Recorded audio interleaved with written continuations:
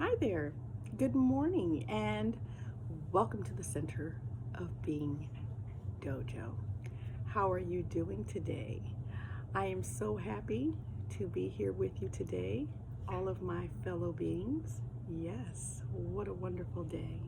So, thank you for joining me here on Center Your Being TV. I ask you to like and, of course, subscribe. And we'll get right into the topic of the day, the root chakra.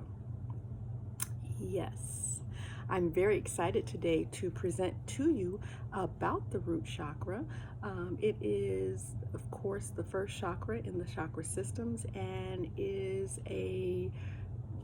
everyone everyone has a tangible connection to their root, to their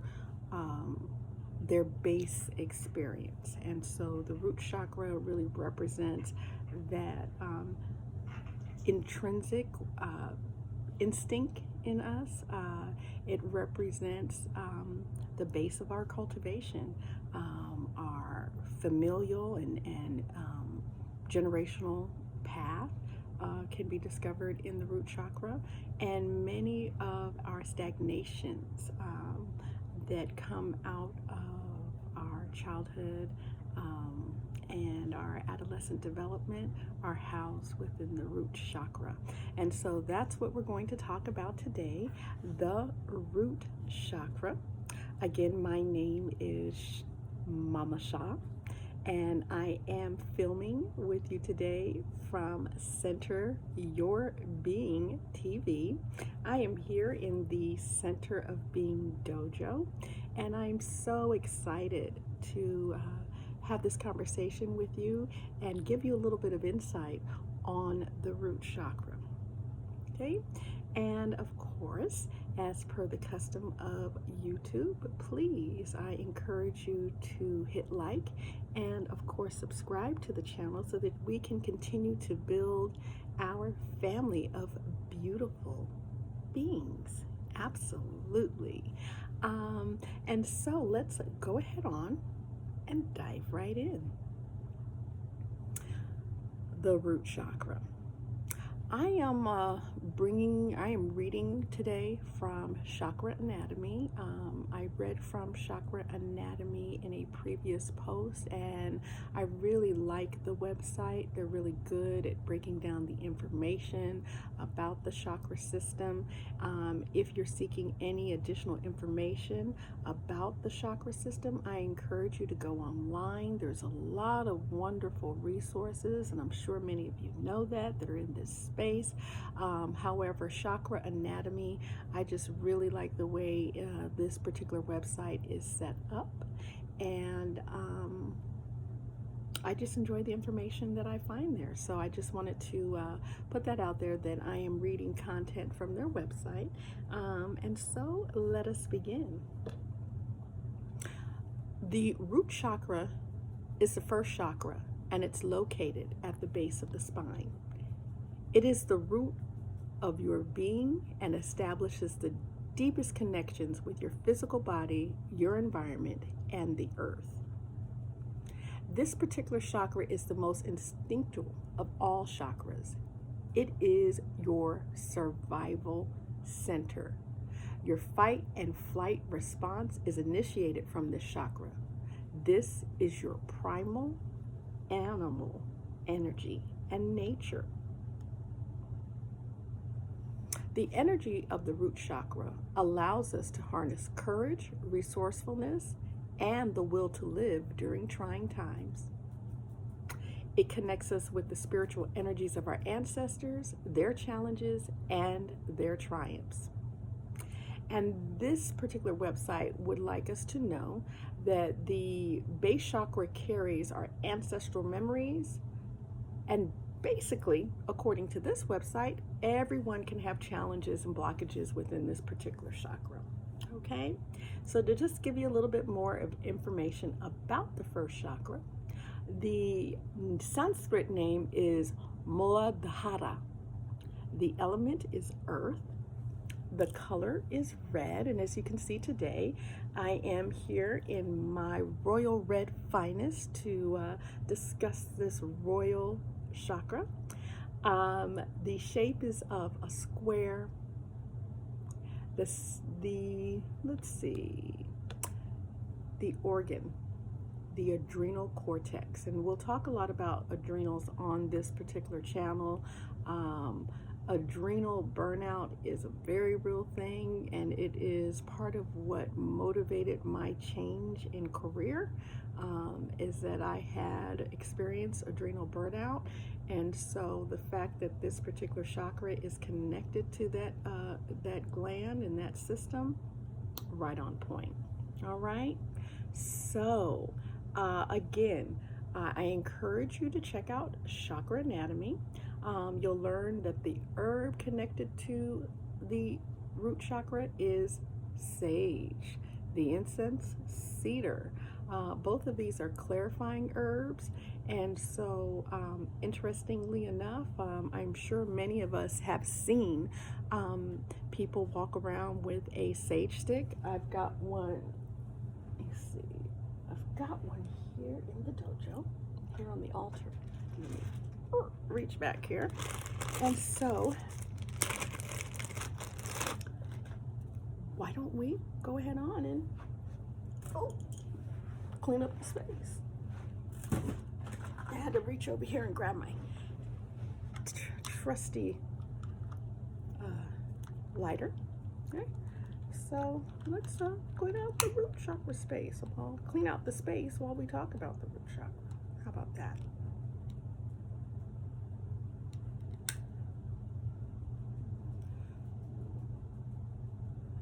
So I'm not gonna light the whole thing up because Light isn't responding.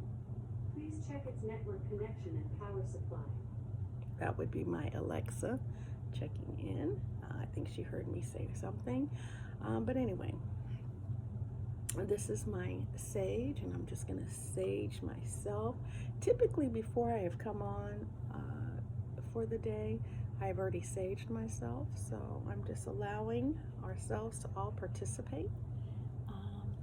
And there we go. I think it's a real good idea to actually sage yourself and your sacred space daily before you engage with the rest of the world. It's a way to what? Get rooted. And so I like to sage my home. I like to sage my outdoor environment. I sage my vehicle when I'm in possession of a vehicle before I move into any great or grand endeavor. Like if I'm taking a road trip, I will definitely sage my car. At the beginning of the new moon and full moon, I sage my environment.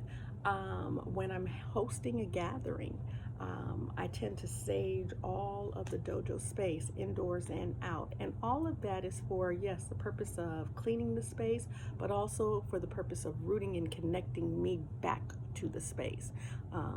Doing this type of work, life coaching and spiritual guidance work, I have learned that I can attract and draw in and hold on to many a negative energy, many a negative perspective, and many a challenging experience. And so sage has been very helpful for me to just ground myself in the remembrance of myself,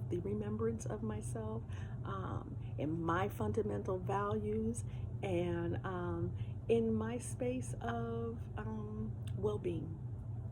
All right, so I definitely encourage anyone listening today, go out and get yourself some sage. It's not very expensive, and if you don't know where to get sage, you can order sage online. You can go to any, typically any health and wellness food store will typically have sage. But it is a wonderful, wonderful, wonderful, wonderful implement or tool for cleansing the body, cleansing the space, but more importantly, cleansing the mind. Okay? And so I wanted to kind of give you some of my experience with root chakra, right? when I began to realize that I was sick, this is before I had been diagnosed with lupus, I honestly had a horrific pain in my lower back. Sometimes I felt like I could not walk. My extremities began to swell. I definitely had some onset of edema, and I was really beginning to be, in my mind, beginning to be in a bad place. I would say that actually my body was trying to show up to me at that time and let me know that there was something fundamentally wrong with my person. And I missed all of the clues. I missed all of the clues due to ego. And so I want to be honest about that. Ego. Here I thought I was a health and wellness person, and I was doing everything to keep myself well. So how is it that my body was telling me that it was immeasurably ill? And so ego was a huge part of the reason why I did not respond. Fear. Fear was another reason that I did not respond to the clues that my body was giving me. And why didn't I respond out of fear? It's because I think deep down, right, in that root, I knew that something was wrong, and I was I don't want to say that word, deadly, but I was definitely afraid of what I might discover, right? And so when we are dealing with the root chakra, because it is that very first chakra, because it appears to be the most embedded of our chakra energy points, we tend to ignore the things that our base is telling us, right? At least I did. And that is why we all tend to have challenges with that particular chakra. We could, in adulthood, have some issues of childhood that emerge in the adult life and can cause chaos and havoc in our professional and personal lives. And our body can begin to show signs of duress when we're not addressing the issue directly. All right. And so I said, what was an example of my experience with the root chakra? When working in nonprofit America, I remember I had this one supervisor, and I was having a particularly challenging, beyond a day, beyond a week, I would say it was a particularly challenging quarter of my life, like at least a 3 or 4 month period. I know that this was after the death of my son's father, and I was in a very low place, and I was not able to contribute to my professional environment without projecting. I think that's the best way to say it. And so my mother, prior to my son's father passing, had had a major aneurysm and had ended up hospitalized. She had a brain aneurysm, and she had ended up hospitalized. And so I was dealing with the loss of a significant partner, the onset of loss, and a long hospice experience with my mother. And I was pretty tapped out and worn out. And anyway, I remember coming into work, or trying to keep up the Joneses of going into work and pretending like I was okay. And there was some meeting that took place. And something about the way that I had approached my supervisor, it was very much my child self seeking validation. I had not completed a project. Like I said, I was in a space of duress. I did not know how to communicate my duress. I had taken my FMLA, which is your family medical leave, so that I could take some time off in bereavement. But I had more than the bereavement of my son's father. Like I said, I was mourning the long-term loss of my primary parent, the only parent I had ever really known in my life. And there was an onset of depression coming on in. And so after my mom got progressively sick, I would come to work and just not have things completed. I wouldn't. I would have work assignments incompleted. I would have meetings that I needed to have attend that I was not able to attend. I mean, I was just really in a shitty space and not putting forth my best professional self. And I remember one time this particular supervisor had to check me about it, and she was like, Shira, I need you to do your work, basically. And I remember projecting back at her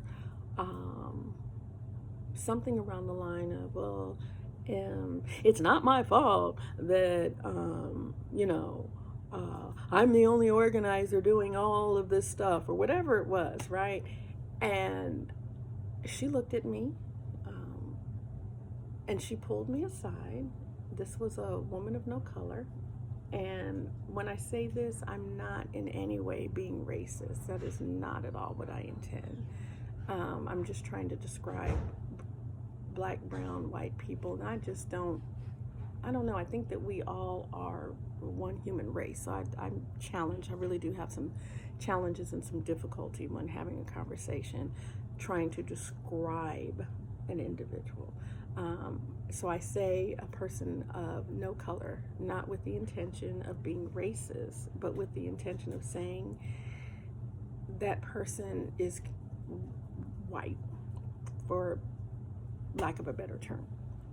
And the reason why I'm explaining that is because I think it's important for people to understand where I'm coming from.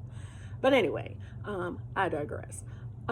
So the reason why I mentioned that she was a woman of no color is because her connection to her power, her connection to her authority, her connection to her status, to me was, I had never seen anything like this. This woman who was leading this organization, and I admired her so greatly and really saw her as a maternal figure, right? And she was just not in the same space as many of the brown women and women of color who I have been around, who did not have that established space of ownership, that established space of power, that established space of self awareness, right? Many of the women of color that I had known at the time, we were all engaged in the practice of trauma bonding. Our relationships were either developed around the loss of a child's father, and I'm not talking about the physical loss off the planet, death. I'm talking about divorce or separation or breakup. And I had many friends who had experienced the same thing as I had, that I was a single mother, so we trauma bonded around being single mothers. I had many people in my experience as a woman at the time. We were trauma bonding around our lack of resources, our lack of wealth. And so there was a lot of trauma bonding, right? And it felt very natural, that place for relationships to exist in that trauma bonded place.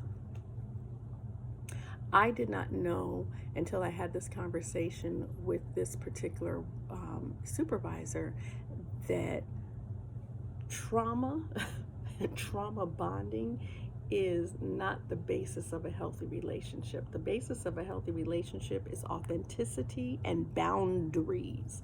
And this woman had authenticity and boundaries. And so here she is asking me a very simple and authentic question: what's going on with you and where's your work at? And my response was one of a child. It wasn't my fault. Why are you coming at me like that? It's not my fault that such and such and such and such and so and so. And I'll never forget that she turned to me and she said, you know, I really appreciate, that you're letting me know that things are not done and that you have, I need to get some things done immediately. And she was like, but more importantly, I want you to know I'm not your mother. I'm not your mom. And she was like, so whatever you're going through, you need to handle that in your own space. It does not belong here. This is your job, and your response is inappropriate. I'm simply asking you if you have completed a work assignment. And if you have not completed the work assignment, you need to let me know so that I can delegate responsibilities elsewhere if you're not able to complete your work assignments. The rest of what's going on, she was like, I'm going to be quite honest. I don't want to deal with it. I'm not here for this. And she was like, if you need support, I know that things are going on in your life. I'm aware, that you've had a series of unfortunate circumstances. And she was like, so if you need some support, I need you to use your words and say that you need some support. But you are not allowed to come in here and project. I am not your mother. This is not the appropriate place, and I really would prefer not to have this conversation with you again. Honey, sirs and ma'ams, she got me together real quick. I mean, I had to go home. I had to be all up in my feelings and some other things, but that lesson really stuck with me. I am not your mother. And this environment is not the place to project. So that was my experience. My first time in adulthood, I was in my 30s. That was the first time that I came into an awareness of the fact that something about me was off. I mean, and I blamed it on the fact that I had experienced loss, but the way she addressed my projection, I knew that I had some serious healing work to do, and let me tell you why. Because that wasn't the first time that I had said or done something like that in a professional environment, in a space with family and friends. When I felt critically attacked, and I wasn't being critically attacked, what it was is that someone was giving me critical feedback that I needed, but because I was wounded, I saw it as a critical attack, and I responded.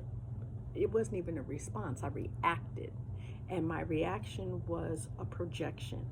And I recalled in that moment, in my mind, I remember saying, gosh, I've done this before, and this has not been the response. Usually, a person will just understand or give me the space that I need to do what I need to do. And it wasn't like I was one of those people that ran around emotionally vomiting on everybody in my workplace. But certainly when I was stressed, or if something significant had happened in my life, I could project. And I remember thinking to myself, I was embarrassed. I felt very unprofessional. This was someone that I admired. This was someone that I had built a mentor-mentee type relationship with, and I was disappointed in myself. And so it started for me the beginning of a journey in adulthood and in my professional life around wellness work for the person, wellness work for the individual, and being committed to creating an outcome that would be fulfilling and substantial and change my life. Okay. And so after this experience, to be perfectly honest, after doing some self-evaluation and realizing that I needed to do some self-work, I was not happy, and I was not in the place to be serving individuals as I had at that particular place of employment. It was shortly thereafter that I left that institution and started my journey as a massage therapist. And so it was from that space, I think it was within 3 to 6 months, that I eventually ended up resigning from that particular job and moving on to enter into massage therapy school, and then the rest of my life in terms of the health and wellness journey that I am currently on now. So this happened in 2010. It's 2022. So 12 years ago is when I was forced to come into a space of really having to deal with some root chakra issues. All right. So I just wanted to share that story, share the power of the root chakra, share my discourse on how my root chakra had been impacted, or how I became aware of the fact that there was stagnation in that chakra. As I shared, that time of being able to come into awareness was inspired and motivated by the fact that I had experienced extreme loss, and extreme loss in two great spaces of foundation.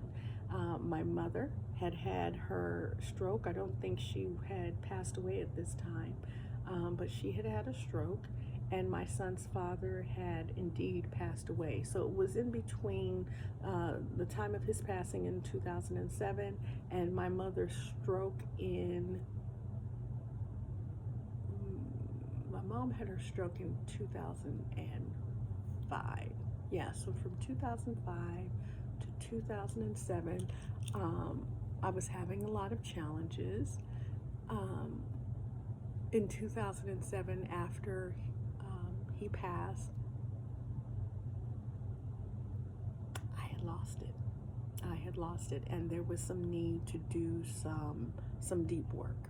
All right, and so thank you for joining me today. Thank you for hearing my moment of storytelling. This is the chakra series, and today we discussed the root chakra. I wanted to give you a little bit of insight in terms of how it was that I became aware of the need to balance my own root chakra. And we'll talk more as we discuss things on this channel about exactly how I went about balancing that chakra. It was not something immediate. Balancing my chakras for me took some time. I mean, I did do energy work and had some Reiki alignment, etc. But I had to do some shadow work, and I'm sure many of us have heard of shadow work.